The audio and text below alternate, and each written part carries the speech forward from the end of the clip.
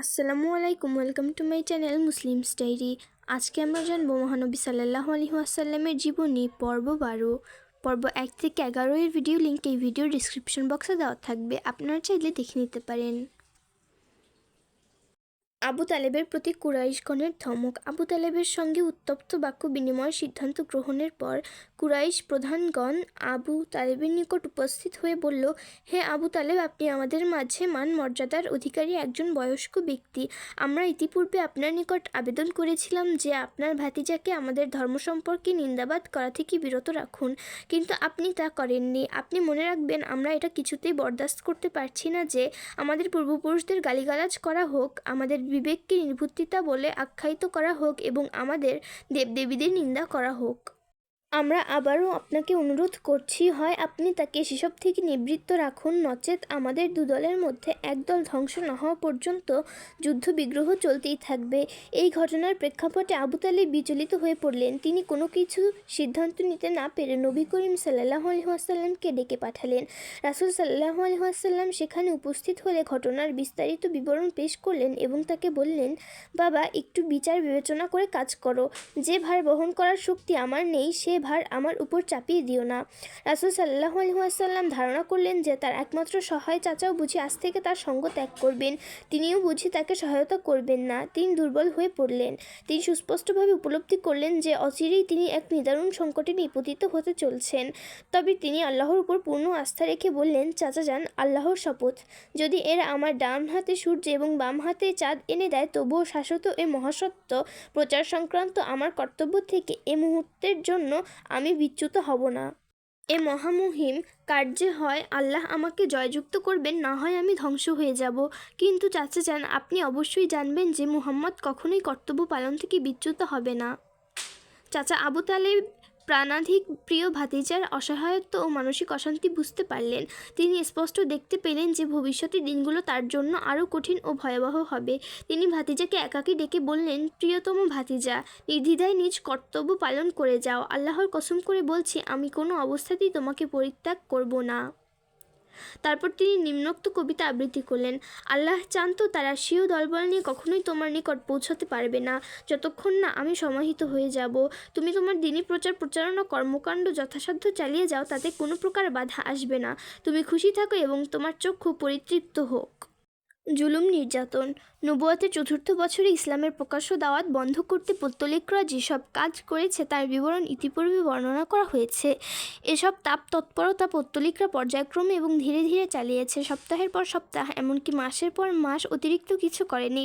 কিন্তু তারা যখন লক্ষ্য করলো যে তাদের তৎপরতা ইসলামের দাওয়াতের পথে বাধা সৃষ্টি করতে ব্যর্থ হচ্ছে, তখন তারা পুনরায় সমবেত হয়ে 25 জন কাফিরের সমন্বয়ে একটি কমিটি গঠন করলো।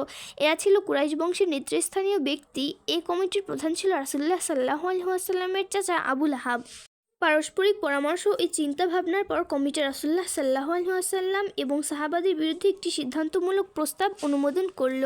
তারা সিদ্ধান্ত গ্রহণ করল যে ইসলামের বিরোধিতা করতে যে নবী করিম সাল্লাল্লাহু আলাইহি ওয়াসাল্লামকে কষ্ট দেওয়া এবং ইসলাম গ্রহণকারীদের নির্যাতন করার ব্যাপারে কোনো প্রকার শিথিলতার পরিচয় দেওয়া হবে না। পৌত্তলিকরা এই প্রস্তাব গ্রহণ করার পর সর্বাত্মকভাবে তা বাস্তবায়নের দৃঢ় সংকল্প গ্রহণ করল। মুসলমান, বিশেষত দুর্বল মুসলমানদের ক্ষেত্রে পৌত্তলিকতার সিদ্ধান্ত বাস্তবায়ন সহজ ছিল, কিন্তু রাসূলুল্লাহ সাল্লাল্লাহু আলাইহি ওয়াসাল্লামের ক্ষেত্রে ছিল কঠিন, কেননা তিনি ছিলেন অন্যান্য ব্যক্তিত্বের অধিকারী এক অসাধারণ মানুষ। সবাই তাকে সম্মানের চোখে দেখত। তার কাছে সম্মানজনকভাবেই যাওয়া সহজ ছিল। তার বিরুদ্ধে অবমাননাকর ও ঘৃণ্য তৎপরতা বর্বর ও নির্বোধের জন্য ছিল মানানসই। ব্যক্তিত্বের এবং স্বাতন্ত্র্য ও প্রখরতা ছাড়াও আবু তালেবের সাহায্য তিনি পাচ্ছিলেন। মক্কায় আবু তালেবের প্রভাব ছিল অনতিক্রম। ব্যক্তিগত বা সম্মিলিতভাবে এ প্রভাব অতিক্রম করা এবং তার সাথে কৃত অঙ্গীকার ভঙ্গ করার সাহস কারো ছিল না। এই পরিস্থিতিতে কুরাইশরা দারুণ মর্মপীড়ার মধ্য দিয়ে দিন যাপন করছিল। কিন্তু প্রশ্ন হচ্ছে যে দিনের প্রচার প্রসার তাদের ধর্মীয় আধিপত্য এবং পার্থিব নেতৃত্ব কর্তৃত্বের শিকড় কেটে দিচ্ছিল। সে দিনের ব্যাপারে আর কতকাল তারা ধৈর্য ধারণ করবে। পরিশেষে পুত্তলিকরা আবু লাহাবের নেতৃত্বে নবী করিম সাল্লাল্লাহু আলাইহি ওয়াসাল্লামের উপর নির্যাতন শুরু করলো।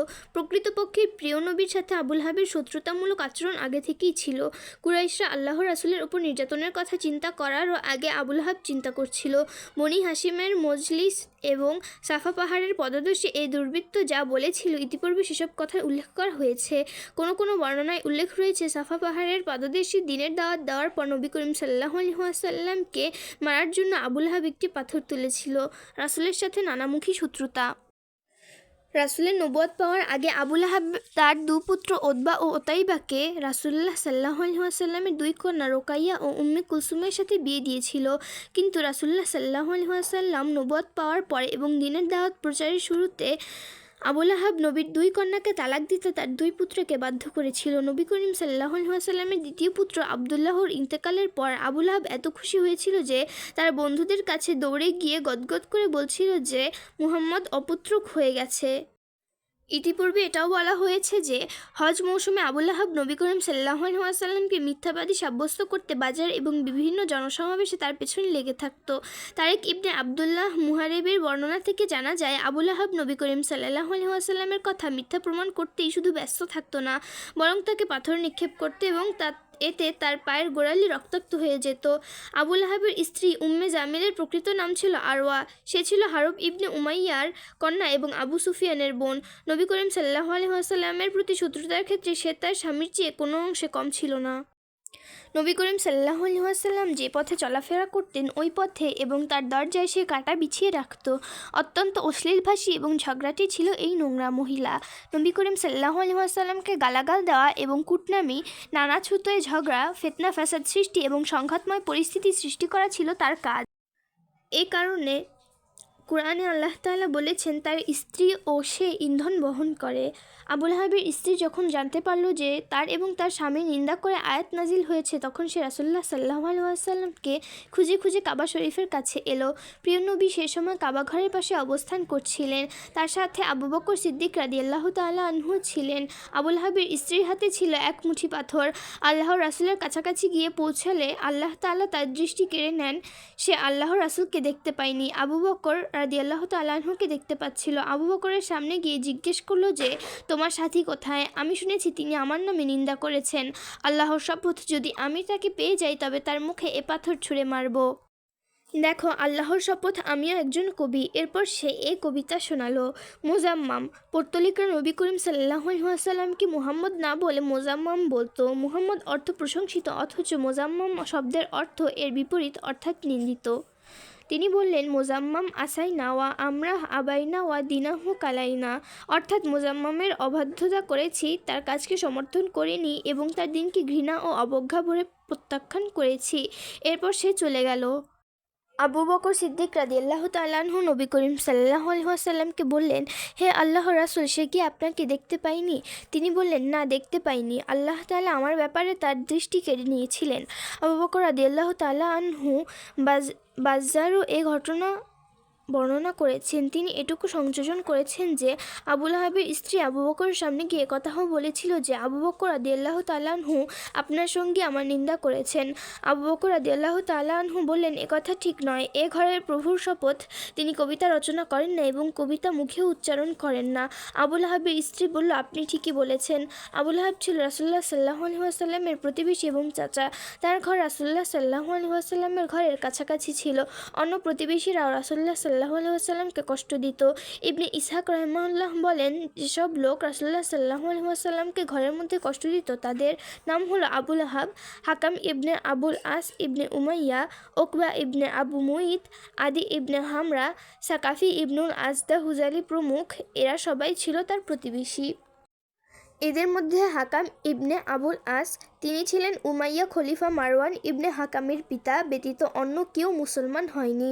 এদের কষ্ট দেওয়ার পদ্ধতি ছিল এরকম যে যখন রাসূলুল্লাহ সাল্লাল্লাহু আলাইহি ওয়াসাল্লাম সালাত আদায় করতেন তখন এদের কেউ বকরির নাড়ি ভুঁড়ি এমনভাবে ছুঁড়ে মারত যে সেসব গিয়ে তার গায়ে পড়ত। আবার উনুনের উপর হাঁড়ি চাপানো হলে বকরির নাড়ি ভুঁড়ি এমনভাবে নিক্ষেপ করত যে সেগুলো গিয়ে সেই হাঁড়িতে পড়ত। রাসূলুল্লাহ সাল্লাল্লাহু আলাইহি ওয়াসাল্লাম পরে নিরাপদে সালাত আদায়ের জন্য ঘরের ভেতর একটি জায়গা করে নিয়েছিলেন। রাসূলুল্লাহ সাল্লাল্লাহু আলাইহি ওয়াসাল্লাম সাল্লামের ওপর এসব নাড়িভুড়ি নিক্ষেপের পর তিনি সেগুলো একটি কাঠির মাথায় নিয়ে দরজায় দাঁড়িয়ে বলতেন, হে বনি আব্দে মান্নাফ, এটা কেমন ধরনের প্রতিবেশী সুলভ ব্যবহার। এরপর সেসব নাড়িভুড়ি ফেলে দিতেন। ওকবা ইবনে আবু মুইত ছিল জঘন্য দুর্বৃত্ত ও দুষ্কৃতিতে ওস্তাদ। সহিহ বুখারীতে আবদুল্লাহ ইবনে মাসউদ রাদিয়াল্লাহু আনহু থেকে বর্ণিত আছে যে নবী করিম সাল্লাল্লাহু আলাইহি ওয়াসাল্লাম কাবা ঘরের পাশে সালাত আদায় করছিলেন। আবু জেহেল এবং তার কয়েকজন বন্ধু সেখানে বসেছিল। এমন সময় একজন অন্যজনকে বলল, কে আছো অমুকের উটের নাড়িভুড়ি এনে মুহাম্মদ যখন সিজদায় যাবে তখন তার পিঠে চাপিয়ে দিতে পারবে। এরপর ওকবা ইবনে আবু মুইত উটের নাড়িভুড়ি এনে অপেক্ষা করতে লাগলো। নবী করিম সাল্লাল্লাহু আলাইহি ওয়াসাল্লাম সিজদায় যাওয়ার পর সেই নাড়িভুড়ি তার উভয় কাঁধের দুদিকে ঝুলিয়ে দিল। আমি সব কিছু দেখছিলাম কিন্তু কিছু বলতে পারছিলাম না। কি যে ভালো হতো, হায় যদি আমার মধ্যে তাকে রক্ষা করার শক্তি থাকতো। আবদুল্লাহ ইবনে মাসউদ রাদিয়াল্লাহু তাআলা আনহু বলেন, এরপর দুর্বৃত্তরা হাসতে হাসতে একজন অন্যজনের গায়ে ঢলে পড়ছিল। মনে হলো ওদের জন্য এর চেয়ে আনন্দের ব্যাপার আর কিছু হতে পারে না। এদিকে রাসূলুল্লাহ সাল্লাল্লাহু আলাইহি ওয়াসাল্লাম সিজদায় পড়ে রইলেন, মাথা তুললেন না। ফাতেমা রাদিয়াল্লাহু আনহু খবর পেয়ে ছুটে এসে নাড়িভুড়ি সরিয়ে ফেললেন। এরপর রাসূলুল্লাহ সাল্লাল্লাহু আলাইহি ওয়াসাল্লাম সিজদা থেকে মাথা তুললেন। এরপর তিনবার বললেন, আল্লাহুম্মা আলাইকা বে কুরাইশ, অর্থাৎ হে আল্লাহ তাআলা, কুরাইশদের দায়িত্ব তোমার উপর। এই বদদোয়া শুনে তারা নাখোশ হলো, কেননা তারা একথা দৃঢ়ভাবে বিশ্বাস করত যে এ শহরে তার দোয়া কবুল হয়ে থাকে। এরপর রাসূলুল্লাহ সাল্লাল্লাহু আলাইহি ওয়াসাল্লাম নাম ধরে বদদোয়া করলেন, হে আল্লাহ, আবু জেহেলকেও পাকড়াও করো, ওতবা ইবনে রাবিয়া, সাইবা ইবনে রবিয়া, ওলিদ ইবনে ওতবা, উমাইয়া ইবনে খালফ এবং উকবা ইবনে আবু মুইতকেও পাকড়াও করো। রাসূলুল্লাহ সাল্লাল্লাহু আলাইহি ওয়াসাল্লাম সম্ভবত আরও কয়েকজনের নাম বলেছিলেন, কিন্তু বর্ণনাকারী সেই নাম ভুলে গেছেন। আবদুল্লাহ ইবনে মাসউদ রাদিয়াল্লাহু তাআলা আনহু বলেন, রাসূলুল্লাহ সাল্লাল্লাহু আলাইহি ওয়াসাল্লাম যেসব কাফিরের নাম উচ্চারণ করে বদদোয়া করেছিলেন, আমি দেখেছি বদরের কুয়োয় তাদের সবার লাশ পড়ে আছে। উমাইয়া ইবনে খালফের অভ্যাস ছিল যে সে যখনই রাসূলুল্লাহ সাল্লাল্লাহু আলাইহি ওয়াসাল্লামকে দেখত তখনই নানা কটূক্তি করত এবং অভিশাপ দিত। আল্লাহ তাআলা তার সম্পর্কে এই আয়াত নাজিল করেন যে, ওয়াইলুল লিকুল্লি হুমাযাতিল লুমাযাহ, অর্থাৎ সেই ব্যক্তিকে বলা হয় যে ব্যক্তি প্রকাশ্যে গালাগাল নিন্দা করে। ইবনে হিশাম বলেন, হুমাজা সেই ব্যক্তিকে বলা হয় যে ব্যক্তি প্রকাশ্যে গালাগাল দেয় এবং চোখ বাঁকা করে ইশারা করে। লুমাজা সেই ব্যক্তিকে বলা হয় যে পশ্চাতে মানুষের নিন্দা করে এবং কষ্ট দেয়। উমাইয়ার ভাই উবাই ইবনে খালফ ছিল ওকবা ইবনে আবু মুইতের ঘনিষ্ঠ বন্ধু। ওকবা একদিন নবী করিম সাল্লাল্লাহু আলাইহি ওয়াসাল্লামের কাছে বসে ইসলামের কিছু কথা শুনছিল। উবাই একথা শুনে ওকবাকে সমালোচনা করলো এবং নির্দেশ দিল যে, যাও তুমি গিয়ে মুহাম্মদের গায়ে থুথু দিয়ে এসো। ওকবা তাই করলো। উবাই ইবনে খালফ একবার একটি পুরনো হাড় গুঁড়ো করলো। এরপর সেই গুঁড়ো হাড় বাতাসে ফু দিয়ে নবী করিম সাল্লাল্লাহু আলাইহি ওয়াসাল্লামের প্রতি উড়িয়ে দিল। আখলাস ইবনে কুরাইশ সাকাফিও নবী করিম সাল্লাল্লাহু আলাইহি ওয়াসাল্লামকে কষ্ট দেওয়ার কাজে উৎসাহী ছিল। কোরআনে কারিমে তার 9টি বদঅভ্যাসের কথা উল্লেখ করা হয়েছে। এ থেকেই তার কর্মতৎপরতা সম্পর্কে ধারণা করা যায়। আল্লাহ রাব্বুল আলামিন বলেন, এবং অনুসরণ করো না তার যে কথায় কথায় শপথ করে, পশ্চাতে নিন্দাকারী, একজনের কথা অন্যজনের কাছে লাগিয়ে বেড়ায়, কল্যাণের কাজে বাধা প্রদান করে, সীমা লঙ্ঘনকারী, পাপিষ্ঠ, রূঢ় স্বভাব এবং তদুপরি কুখ্যাত।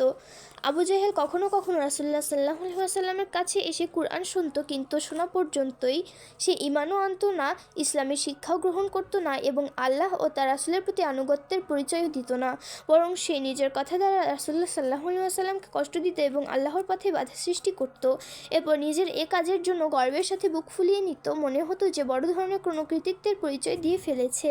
পবিত্র কোরআনের নিম্নোক্ত আয়াতসমূহ আল্লাহ তাআলা তার সম্পর্কে নাজিল করেছেন। আল্লাহ বলেন, যে বিশ্বাস করেনি এবং সালাত আদায় করেনি, বরং যে সত্য প্রত্যাখ্যান করেছিল এবং মুখ ফিরিয়ে নিয়েছিল, এরপর সে তার পরিবার পরিজনের কাছে ফিরে গিয়েছিল দম্ভ ভরে, দুর্ভোগ তোমার জন্য দুর্ভোগ। আবু জেহেল প্রথম দিনই নবী করিম সাল্লাল্লাহু আলাইহি ওয়াসাল্লামকে সালাত আদায় করতে দেখে তাকে সালাত থেকে ফিরিয়ে রাখার চেষ্টা করেছে। একবার নবী করিম সাল্লাল্লাহু আলাইহি ওয়াসাল্লাম মাকামে ইব্রাহিমের কাছে সালাত আদায় করছিলেন। আবু জেহেল সে পথ দিয়ে যাচ্ছিল। সে বলল, মুহাম্মদ, আমি কি তোমাকে এ কাজ করতে নিষেধ করিনি? সাথে সাথে সে হুমকিও দিল। নবী করিম সাল্লাল্লাহু আলাইহি ওয়াসাল্লামও হুমকি দিয়ে জবাব দিলেন।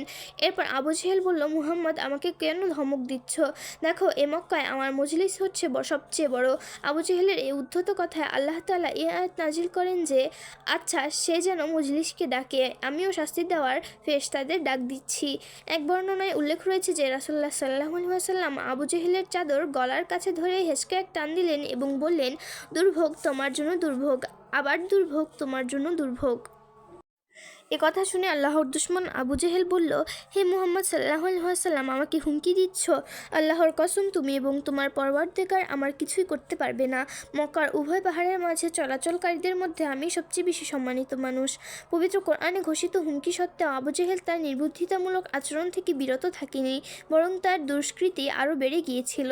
সহিহ মুসলিম শরীফে আবু হুরায়রা রাদিয়াল্লাহু আনহু থেকে বর্ণিত আছে যে, কুরাইশ সর্দারের কাছে একদিন আবু জেহেল বলল, মুহাম্মদ সাল্লাল্লাহু আলাইহি ওয়াসাল্লাম আপনাদের সামনে নিজের চেহারা ধুলাই লাগিয়ে রাখে কি? কুরাইশ সর্দাররা বলল, হ্যাঁ। আবু জেহেল বলল, লাত এবং উজ্জার শপথ, আমি যদি তাকে এ অবস্থায় দেখি তবে তার হাড় ভেঙে দেব, তার চেহারা মাটিতে হেঁচড়াবো। এরপর রাসূলুল্লাহ সাল্লাল্লাহু আলাইহি ওয়াসাল্লামকে সালাত আদায় করতে দেখে তার ঘাড় মটকে দেওয়ার জন্য সে অগ্রসর হলো। কিন্তু সবাই দেখল যে আবু জেহেল চিৎকার দিয়ে মাটিতে গড়াগড়ি খাচ্ছে এবং চিৎকার করে বলছে, বাঁচাও, বাঁচাও। পরিচিত লোকেরা জিজ্ঞেস করলো, আবুল হাকাম, তোমার কি হয়েছে? আবু জেহেল বলল, আমি দেখলাম যে আমার এবং মুহাম্মদের মাঝখানে আগুনের একটি পরীক্ষা, ভয়াবহ সে আগুনের পরীক্ষায় দাউ দাউ করে আগুন জ্বলছে। রাসূলুল্লাহ সাল্লাল্লাহু আলাইহি ওয়াসাল্লাম এ কথা শুনে বললেন, যদি সে আমার কাছে আসতো তবে ফেরেশতা তার অঙ্গ প্রত্যঙ্গ ছিঁড়ে ফেলত। এদিকে রাসূলুল্লাহ সাল্লাল্লাহু আলাইহি ওয়াসাল্লামের সাথে এ ধরনের জুলুম অত্যাচারমূলক ব্যবহার করা হচ্ছিল। অন্যদিকে তার প্রতি মক্কার যে সাধারণ মানুষের গভীর শ্রদ্ধা এবং ভালোবাসা ছিল, তারা তাকে মহান ব্যক্তিত্বের কারণে অসাধারণ মর্যাদা ও সম্মানের দৃষ্টিতে দেখত। উপরন্তু তার চাচা আবু তালেবের সমর্থন ও সহায়তা ছিল তার প্রতি, তা সত্ত্বেও তার প্রতি এসব অত্যাচার করা হচ্ছিল। ইসলামের সুশীতল ছায়ায় আশ্রয় গ্রহণকারী মুসলমানদের প্রতি, বিশেষত দুর্বল মুসলমানদের প্রতি পৌত্তলিকদের অত্যাচার নির্যাতন ছিল আরও ভয়াবহ। প্রত্যেক গোত্র তাদের গোত্রের ইসলাম গ্রহণকারীদের শাস্তি দিচ্ছিল। যারা মক্কার গোত্রের অন্তর্ভুক্ত ছিল না, তাদের উপর উচ্ছৃঙ্খল এবং নেতৃস্থানীয় লোকেরা নানা প্রকার অত্যাচার নির্যাতন চালাত। সেসব অত্যাচারের বিবরণ শুনলে শক্ত মনের মানুষও স্থির হয়ে উঠত। কোনো সম্ভ্রান্ত ও সম্মানিত মানুষই ইসলাম গ্রহণের কথা শুনলে আবু জেহেল তাকে গালমন্দ ও অপমান করত। এছাড়া সামাজিক এবং অর্থনৈতিক দিক থেকেও ক্ষতিগ্রস্ত করার হুমকি দিত। কোনো দুর্বল মানুষ ইসলাম গ্রহণ করলে তাকে ধরে প্রহার করত এবং অন্যদেরও প্রহার করতে উৎসাহিত করত। ওসমান ইবনে আফফান রাদিয়াল্লাহু আনহু ইসলাম গ্রহণের পর তার চাচা তাকে খেজুরের চাটাইয়ের মধ্যে জড়িয়ে ধুয়ে দিত। মাসআব ইবনে উমাইর রাদিয়াল্লাহু আনহু এর মা তার ইসলাম গ্রহণের খবর শোনার পর পুত্রের পানাহার বন্ধ করে দেয় এবং তাকে ঘর থেকে বের করে দেয়। মাসআব ছোটবেলা থেকে স্বাচ্ছন্দ্যের মধ্যে আরাম-আয়েশে জীবন কাটিয়েছেন। পরিস্থিতির কারণে তিনি এমন অবস্থার সম্মুখীন হয়েছিলেন যে তার গায়ের চামড়া খোলস ছাড়ানো সাপের গায়ের মতো হয়ে গিয়েছিল। বেলাল রাদিয়াল্লাহু ছিলেন উমাইয়া ইবনে খালফের ক্রীতদাস। ইসলাম গ্রহণের পর উমাইয়া বেলাল রাদিয়াল্লাহু আনহুকে গলায় দড়ি বেঁধে উশৃঙ্খল বালকদের হাতে তুলে দিল। বালকেরা তাকে মক্কার বিভিন্ন স্থানে নিয়ে যেত। এরকম করায় তার গলার দড়ির দাগ পড়ে যেত। উমাইয়া নিজেও তাকে বেঁধে নির্মম প্রহারে জর্জরিত করত। এরপর উত্তপ্ত বালির ওপর জোর করে শুইয়ে রাখত। এই সময় তাকে অনাহারে রাখা হতো, পানাহার কিছুই দেওয়া হতো না।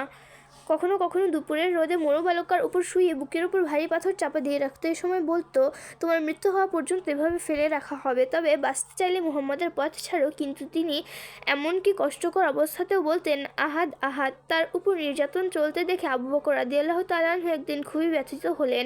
তিনি বেলাল রাদিয়াল্লাহু আনহুকে একটি কালো ক্রীতদাসের পরিবর্তে মতান্তরে 200 দিরহামের পরিবর্তে ক্রয় করে মুক্তি দেন। আম্মার ইবনে ইয়াসির রাদিয়াল্লাহু আনহু ছিলেন বনু মাখজুমের ক্রীতদাস। তিনি এবং তার পিতামাতা ইসলাম গ্রহণের পর তাদের উপর ভয়াবহ নির্যাতন শুরু করা হলো। আবু জেহেলের নেতৃত্বে পৌত্তলিকরা তাদেরকে উত্তপ্ত রোদে বালুকাময় প্রান্তরে শুইয়ে কষ্ট দিত। একবার তাদের এভাবে শাস্তি দেওয়া হচ্ছিল, এমন সময় নবী করিম সাল্লাল্লাহু আলাইহি ওয়াসাল্লাম সে পথ দিয়ে যাচ্ছিলেন। তিনি বললেন, হি ইয়াসের পরিবার, ধৈর্য ধারণ করো, তোমাদের ঠিকানা হচ্ছে জান্নাত। অত্যাচার সহ্য করতে না পেরে ইয়াসের রাদিয়াল্লাহু তাআলা আনহু ইন্তেকাল করেন। তার স্ত্রী আম্মারের মা সুমাইয়া রাদিয়াল্লাহু আনহু এর লজ্জাস্থানে দুর্বৃত্ত আবু জেহেল বর্ষা নিক্ষেপ করে। এতে তিনি শাহাদাত বরণ করেন। তিনি ছিলেন ইসলামের প্রথম শহীদ। আম্মারের ওপর তখনও অব্যাহতভাবে অত্যাচার চালানো হচ্ছিল। তাকে কখনো উত্তপ্ত বালুকার উপর শুইয়ে রাখা হতো, কখনো বুকের উপর ভারী পাথর চাপা দেওয়া হতো, কখনো পানিতে চেপে ধরা হতো। পৌত্তলিকরা তাকেই বলতো, যতক্ষণ পর্যন্ত তিনি মুহাম্মদ সাল্লাল্লাহু আলাইহি ওয়াসাল্লামকে গালি না দেবে এবং লাত উজ্জা সম্পর্কে প্রশংসনীয় কথা না বলবো, ততক্ষণ পর্যন্ত আমরা তোমাকে ছাড়তে পারবো না। আম্মার রাদিয়াল্লাহু আনহু বাধ্য হয়ে তাদের কথা মেনে নেন। এরপর রাসূলুল্লাহ সাল্লাল্লাহু আলাইহি ওয়াসাল্লামের কাছে কাঁদতে কাঁদতে হাজির হন।